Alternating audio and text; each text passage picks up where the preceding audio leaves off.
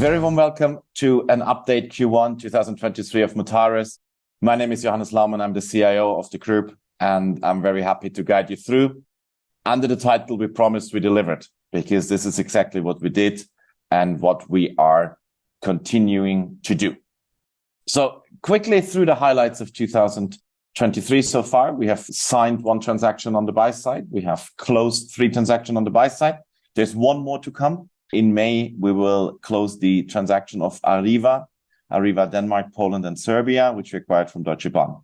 And then on the sell side, we have divested 4 companies already, including closing. And then Special Melted Product, SMP, we just have signed the transaction last Friday. We expect the closing before the summer. And this marks the largest transaction in Mutares history. I will come to that in a second on it.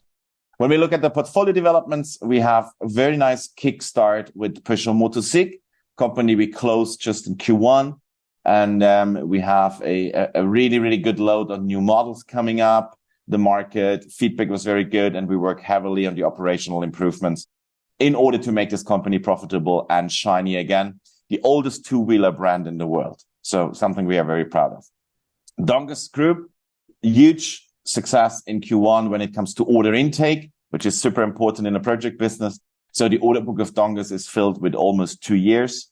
Now just received a large order from a bridge project in Germany. So we are very happy with the order book development of Donges Group in Q1, which then strives out for a good second half of the year and for a good 2024. And then Frigoscandia, last but not least, cooling logistic provider in the north, number 1 in Sweden.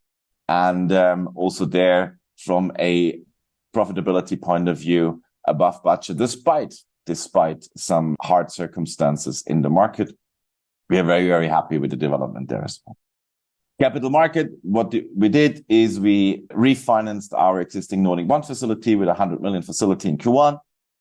Quite intense, I have to say, due to the shaking market with Silicon Valley Bank and Credit Suisse. Nevertheless, we got the trust from the market and we placed that bond. We increased the number of people on the holding because we're still growing, and we kicked in with our office in Warsaw, which already shows a good pipeline coming in and more projects we see in the region, which is very good. And then last but not least, I still can confirm that we are growing. This is what we have done since 2019 August, and this is what we will continue to do. Group revenues have grown. Holding net income has grown. So very happy with the journey we're going so far. Let's stay a little bit with SMP, Special Melted Products. We announced the signing of the transaction of the exit, 180 million of enterprise value. We expect net proceeds up to 150 million. And here you see the development of Special Melted Products in the last 3 years since we acquired. We brought the business from 36 million to 137 million, expected this year from -11 to +19. So very, very strong operational performance of the ops team and the leadership of Ran, who's the CEO there, the Mutares guy. And together with the management team there, really, really brilliant job, as you can see, proved by numbers.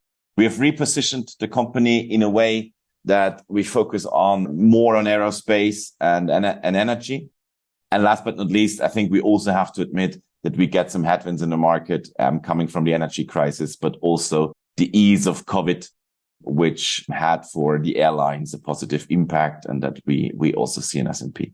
So we expect the closing before summer. I'm very happy about the exit of this, and it was a great job done by the operations team, but also by the M&A team in London, who led this process here. I can confirm the guidance. Guidance still remains around 5 billion of turnover, around 100 million of net income. Consequently, earnings per share in the range of 5 euros, roughly. Just a mathematical exercise. We confirmed the 2023 guidance from now. However, there is, depending on the exits coming up, that we revisit that in a positive way. And then 2025, we stick to what we said 2 years ago. We want to be at 7 billion and roughly 125 to 150 million of net profit. And I think we are on a good way when you see the growth path we have just done and the growth path we also expect in 2023.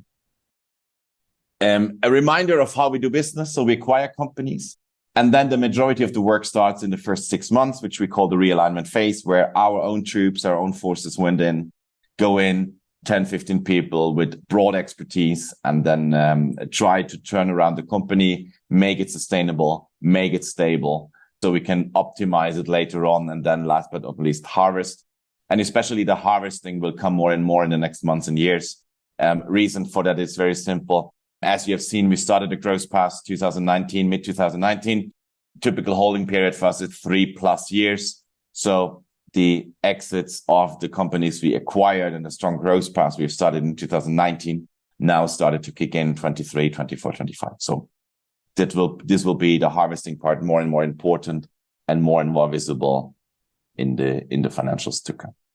When we look at the Mutares portfolio companies, we have a good share on the automotive side, engineering, technology, and goods and service. We are in the way to create a metals group. We will announce them. We will launch them very soon. It's the similar story like Amaneos. We believe in the economy of scale. We believe in the consolidation of footprint. We believe in the value add for the customers, putting them together. So this will also be a group striving towards the 800-900 million of turnover and predominantly located in Eastern Europe as well. And then engineering technology. Here we see still special melted products, obviously the big exit, which will go. But we have also companies there like Clecim, who's really like a Swiss watch, restructured from -10 to +5, and they're delivering the results. Order books is good, and the results are coming in. So a very nice performance there from the CEO, from the team, very nicely managed. And then last but not least, I mentioned it, Arriva. Arriva will be a transaction for the goods and service segment, and this transaction will be closed in May.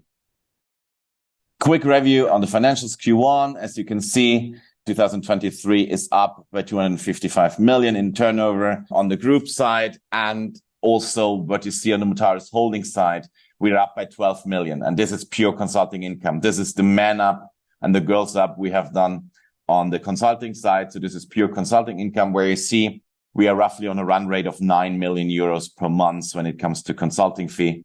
There's no portfolio income additions. Portfolio income additions would be dividends. The dividends typically come in Q4. So that is obvious what you see.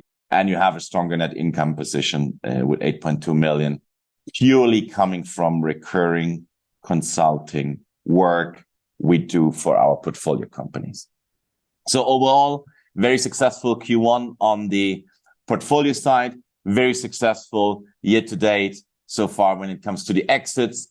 And we see a very strong pipeline for the second half or Q2 and then the second half of the year, so that we stick to what we said. We want to make a transaction a month, and that's what we do. Thank you very much. And looking forward to Q2. There is a lot of work. Maybe I look a bit tired because I am, but it's positive. So we are working towards another record year in 2023, which is a phenomenal team effort we do. Thank you very much.